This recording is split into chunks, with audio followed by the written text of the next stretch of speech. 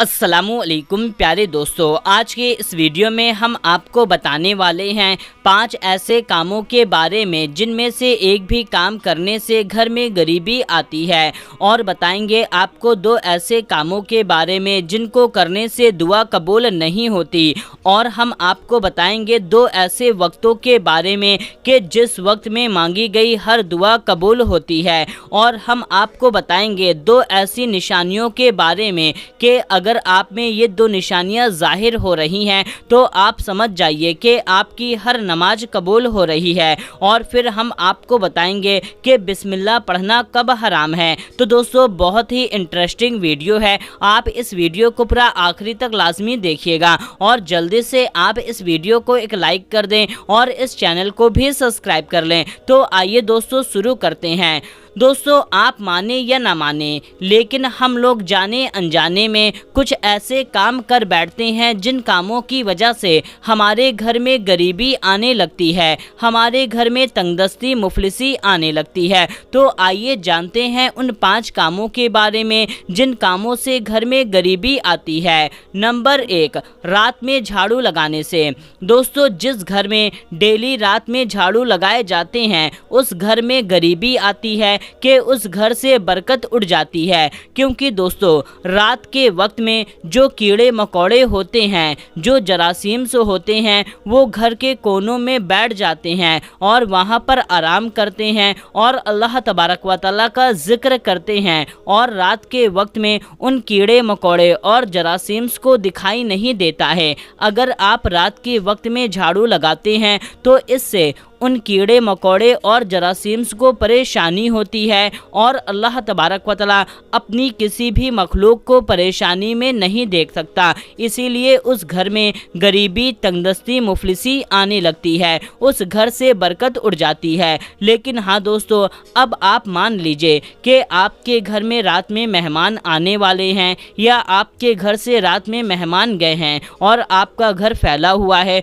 तो ऐसे कंडीशन में आप रात में झाड़ू लगा सकते हैं। लेकिन अगर आप डेली रात में झाड़ू लगाते हैं तो ऐसे घर में गरीबी आ जाती है। बेहतर वक्त यही है कि आप सुबह के वक्त में या दोपहर के वक्त में झाड़ू लगाएं। नंबर 2, रात में झूठा बर्तन छोड़ना। दोस्तों, जिन घरों में रात में झूठे बर्तन छोड़े जाते हैं, यानी कि खाना खाने के बाद रात में बर्तन धुल करके नहीं रखे जाते, तो ऐसे घरों में गरीबी आती है कि जब सुबह के फजर के वक्त में फरिश्ते रिज़्क लेकर के आते हैं और देखते हैं कि जिन घरों में रात के झूठे बर्तन छोड़े गए हैं उस घर में रिज़्क तकसीम नहीं करते हैं। नंबर 3, कस्में खाने वाले शख्स के घर में। दोस्तों, जो शख्स झूठी या सच्ची कसम खाता है, बात बात पर कस्में खाता रहता है, तो ऐसे घर में मुफलिसी और गरीबी आने लगती है। जी हाँ दोस्तों, चाहे आप सच्ची कस्में खाएं या झूठी कस्में खाएं, आपके घर में गरीबी आने लगेगी। तो हो सके कस्में खाने से बचा करें। जब जहाँ पर कसम खाने की एकदम ज़रूरत पड़ जाए तो सिर्फ वहीं पर कस्में खाएं, बात बात पर कस्में ना खाएं। बाल बच्चों को गाली देने से। दोस्तों, जो माँ बाप अपने बच्चों को गाली देते हैं तो ऐसे घरों में तंगदस्ती मुफलिसी और गरीबी अपना डेरा जमा लेती है, यानी कि जिस घर में बच्चों को गालियां दी जाती हैं उस घर से बरकत उड़ जाती है और उस घर में गरीबी आने लगती है। नंबर 5, झूठ बोलना। दोस्तों, जो शख्स झूठ बोलता है उसके घर में गरीबी आती है। झूठों पर अल्लाह की लानत है। तो जो भी शख्स बात बात पर या ऐसे वैसे कामों में झूठ बोलता है तो उसके घर में गरीबी आने लगती है। दोस्तों, आइए अब हम आपको बताते हैं 2 ऐसे कामों के बारे में जिनको करने से दुआ कबूल नहीं होती। दोस्तों, बाज लोगों की शिकायत होती है कि हम दुआ तो बहुत मांगते हैं लेकिन हमारी दुआएं कबूल नहीं हो रही। हम सालों से बरसों से दुआ मांग रहे हैं, रो रो करके दुआ मांग रहे हैं, लेकिन हमारी दुआ कबूल नहीं हो रही। अगर दोस्तों आप इन 2 कामों में से कोई काम कर रहे हैं तो आपकी दुआ हरगिज कबूल ना होगी। नंबर 1, हराम का खाना। दोस्तों जो शख्स हराम का खाता है तो उसकी कोई भी दुआ कबूल नहीं होती है। कि एक बार हज़रत मूसा अलैहिस्सलाम किसी जंगल के रास्ते से गुजर रहे थे कि वहाँ पर एक शख्स अपना दोनों हाथ फैलाए घुटनों के बल बैठा हुआ था और खूब रो रो करके दुआ मांग रहा था।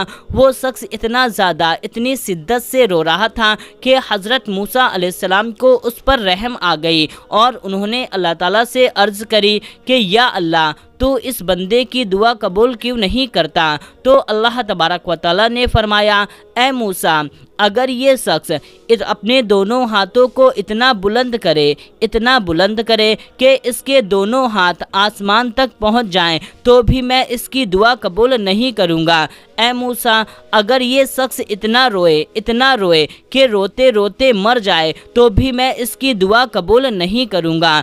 इस पर हज़रत मूसा अलैहिस्सलाम ने फरमाया, ए अल्लाह, आखिर इसने ऐसा कौन सा काम कर दिया है। तो अल्लाह तबारक व तआला ने फरमाया, ए मूसा, इसने जो लुकमा खाया है वो हराम का है, इसने जो लिबास पहना है वो हराम की रकम का है और इसके घर में जो माल पड़ा हुआ है वो भी हराम का है। तो मेरे प्यारे दोस्तों, हराम खाने वाले की दुआ कबूल नहीं होती है।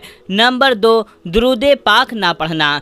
दोस्तों जो शख्स दुआ मांगने से पहले और दुआ मांगने के बाद दुरूद पाक नहीं पढ़ता है उसकी दुआ कबूल नहीं होती। कि हज़रत उमर फारूक आज़म रज़ियल्लाहु ताला अन्हो फरमाते हैं कि जो शख्स दुआ में दुरूद पाक को शामिल नहीं करता तो उसकी दुआ ज़मीन और आसमान के बीच लटकती रहती है, वो कबूल नहीं होती। आइए दोस्तों, अब हम आपको बताते हैं 2 वक्त ऐसे हैं जिस वक्त में मांगी गई दुआ कबूल होती है, जिसमें से पहला वक्त है तहज्जुद का वक्त।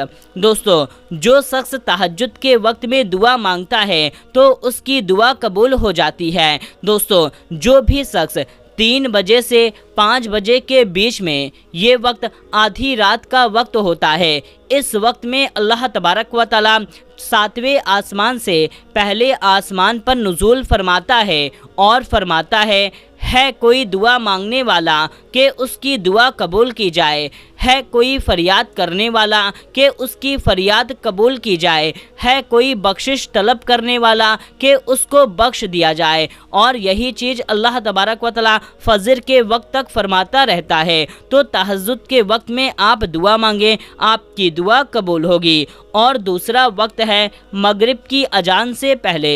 दोस्तों जब मगरिब की अजान होने वाली होती है तो उस वक्त दिन और रात ये दोनों वक्त मिल रहे होते हैं। तो इन दोनों वक्त के मिलते वक्त अगर आप दुआ मांगेंगे तो आपकी दुआ रद्द नहीं होगी बल्कि आपकी दुआ कबूल हो जाएगी। दोस्तों अब हम आपको बताते हैं नमाज कबूल होने की 2 निशानियों के बारे में, जिसमें से पहली निशानी है गुनाहों से बचना। दोस्तों अगर आप नमाज पढ़ रहे हैं और आप सोच रहे हैं कि मेरी नमाज कबूल हो रही है या नहीं, तो आप अपने अंदर देखें कि जब आप नमाज पढ़ते हैं उसके बाद में अगर आप अपने आप को गुनाहों से बचा रहे हैं, जहां पर गुनाह हो रहा है वहां पर नहीं जा रहे हैं, या आप कोई भी ऐसा काम नहीं कर रहे हैं जो गुनाह वाला काम है, आप अपने आप को गुनाह से बचा रहे हैं, तो आप समझ जाइए कि आपकी नमाज कबूल हो रही है। और दूसरी निशानी ये है कि जब आप एक नमाज पढ़ लें और आपको दूसरी नमाज पढ़ने की फ़िक्र होने लगे तो आप समझ जाना कि आपकी नमाज कबूल हो गई। यानी कि दोस्तों आपने फजर की नमाज पढ़ी और फिर आपको जोहर के नमाज की फ़िक्र होने लगी, या तो आपने अशर की नमाज पढ़ी और आपको मगरिब की नमाज की फ़िक्र होने लगी, तो आप समझ जाना कि आपकी नमाज कबूल हो रही है। आइए दोस्तों अब हम आपको बताते हैं कि बिस्मिल्लाह पढ़ना कब हराम है। नंबर 1, हराम चीज़ खाने से पहले। यानी कि दोस्तों कोई चीज़ ऐसी है जो अल्लाह तबारक व तआला ने हराम करार कर दिया है, यानी कि दीन इस्लाम में उसको खाना हराम है, जैसे कि शराब। तो शराब पीने से पहले या कोई भी चीज़ खाने से पहले जो हराम है बिस्मिल्लाह शरीफ पढ़ना हराम होता है। नंबर 2, हराम काम करने से पहले। यानी कि दोस्तों आप कोई हराम काम करने जा रहे हैं या कोई भी हराम काम है जिसको आप करने जा रहे हैं और उस काम को को करने से पहले बिस्मिल्लाह शरीफ पढ़ना हराम होता है। तो मेरे प्यारे दोस्तों, ये थी आज की मालूमाती वीडियो। आपको इस वीडियो के बारे में क्या कहना है कमेंट करके हमें ज़रूर बताएं और इस वीडियो को ज़्यादा से ज़्यादा और भी लोगों तक शेयर कर दीजिए। तो दोस्तों मिलते हैं, तब तक के लिए अस्सलामु अलैकुम, अल्लाह हाफिज़।